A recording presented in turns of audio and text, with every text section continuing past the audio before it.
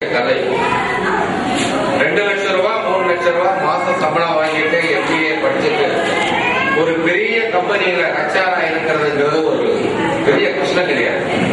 எல்லாருமே அந்த matured people ப்ராப்ளம்ல ஈஸியா சால்வ் பண்ணும்.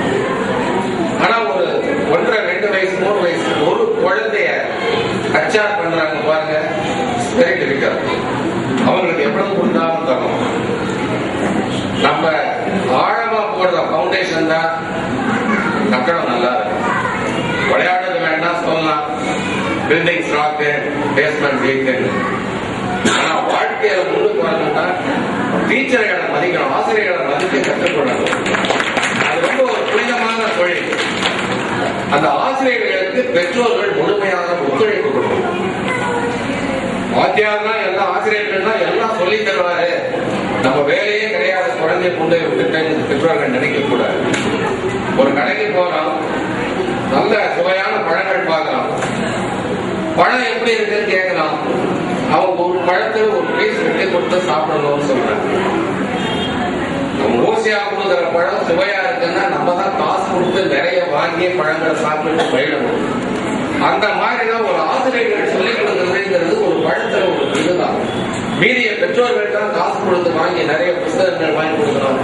நிறைய அவங்களுக்கு வேண்டிய அறிவு செல்வங்களை தான் நாம தான் உற்பத்தி செஞ்சு கொடுக்கணும். எல்லாமே ஆசிரியர்கள் செஞ்சு கொடுப்பாங்கிறது எதிர்பார்க்கிறதுங்கிறது ரொம்ப கஷ்டம். அந்த தொழில்ங்கிறது ரொம்ப கடுமையான. ஆனா இன்னைக்கு ஆசிரியர்கள் தொழில் எவ்வளவு மோசமா இருக்குங்கிறதெல்லாம் பேப்பர்ல முடியும். ரொம்ப ரிஸ்கி ஜாப். பெற்றோர்கள் ஒரு பக்கம், பிள்ளைகள் ஒரு பக்கம், சமூகம் ஒரு பக்கம், தன் குடும்பம் தன்னுடைய வாழ்க்கைங்கிறது ஒரு பக்கம். மத்திய ஆசிரியர்கள் வேலை செஞ்சு இந்த குழந்தைகளுக்கு ஒரு அருமையான இந்த சின்ன புரியாத வயசுல புரிய வைக்கிறதுங்கிறது ஒரு பெரிய கஷ்டம். இந்த நல்ல நிகழ்ச்சியை அருமையா எடுத்து கொடுத்து செஞ்ச அந்த unique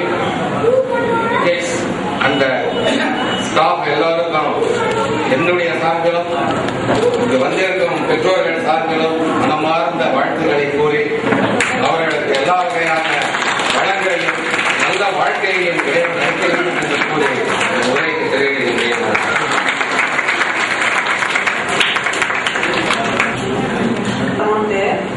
Those who have not taken the gift, please go and collect it from Radhika. Morning to everyone. See, as the name depicts that it is unique kids. Tamil unique na tanithuvam. See, really, Nitya achieved that it's a unique school. Not only the name itself depicts that it's unique. Unique kids. When I was discussing about the school and the activities in the school with my colleagues, they are also having their